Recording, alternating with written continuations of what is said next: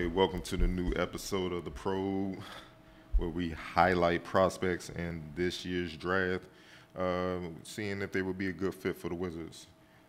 With this episode, we're going to focus on Texas freshman center Jaxon Hayes. Jackson Hayes is a 6'11" and a half center, weighs about 220 pounds, has a wingspan 7'3" and a half, standing reach 9'2" and a half, and he's only 19 years old. Hayes is a late bloomer, as his growth spurt and emergence in basketball came late in high school. He originally was a football player, following the footsteps of his father, Jonathan, who played 12 years in the NFL as a 6'5", 250-pound tight end. Hayes' mother, Christy, averaged 52 points her senior year of high school in Iowa before playing collegiately at Drake. He followed in his father's footsteps until a growth spurt made him a target for DBs, due to his rapid growth, he quit football and focused on basketball. His junior year of high school, he only averaged 6 minutes a game, yet his size and athleticism was starting to catch a lot of people's attention. Low majors came calling first, hoping to get the kid to campus before word leaked out about his immense potential. And then an impressive showing against soon-to-be number one pick Zion Williamson in Hayes' first game of AAU competition caught the attention of national programs as well. By the end of the summer, Hayes had over 40 scholarship offers, including Texas. Hayes ended up playing at Texas for Shaka Smart due to his impressive run of developing big men such as the Nets' Jared Allen and the Magic's Mo Bambas. And of course, now Hayes will also be in that group. Hayes' upside is scary due to his size, length, and athleticism, but what isn't talked about enough is his feel for the game, for his little bit of experience. He has great instincts defensively with blocking shots, rebounding, and running the floor for easy points. On offense, when he is near the baskets, he's looking to dunk everything, which I love. Hayes thrives off of moving off screens into prime scoring position near the basket.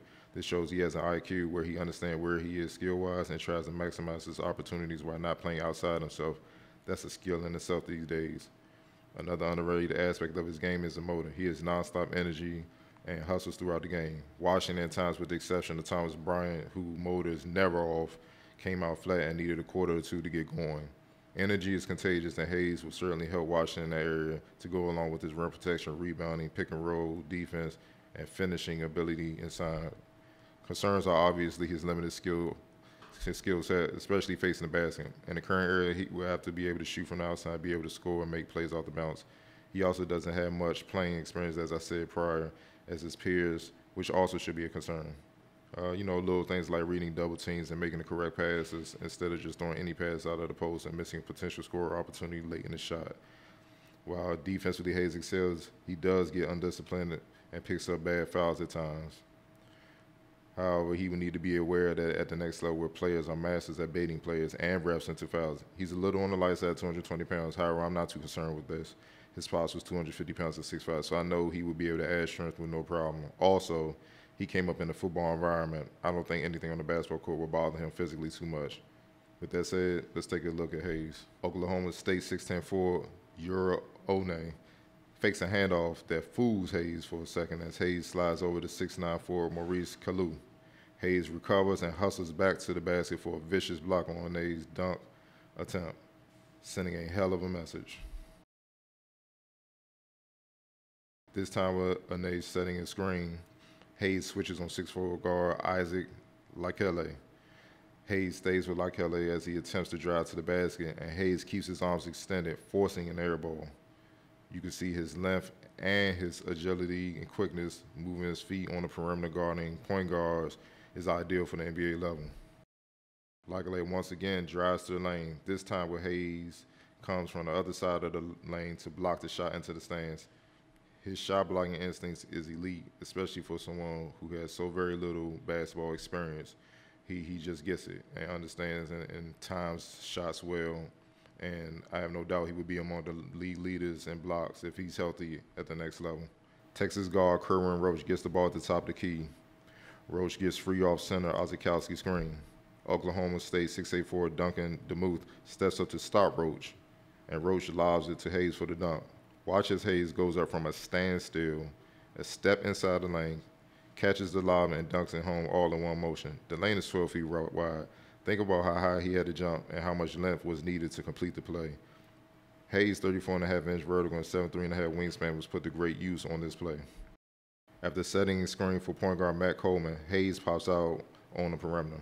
Coleman passes him the ball at the top of the key. Hayes, with no hesitation, drives and finds Ozikowski, cutting baseline for an easy dunk. This play is a look into how much of an all-around threat Hayes can be down the road.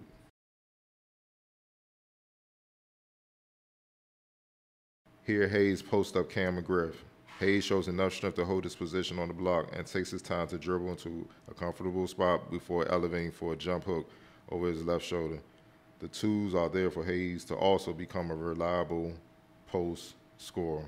Washington missed the chance to draft rookie standout Mitchell Robinson, who impressed throughout his rookie season with the Knicks.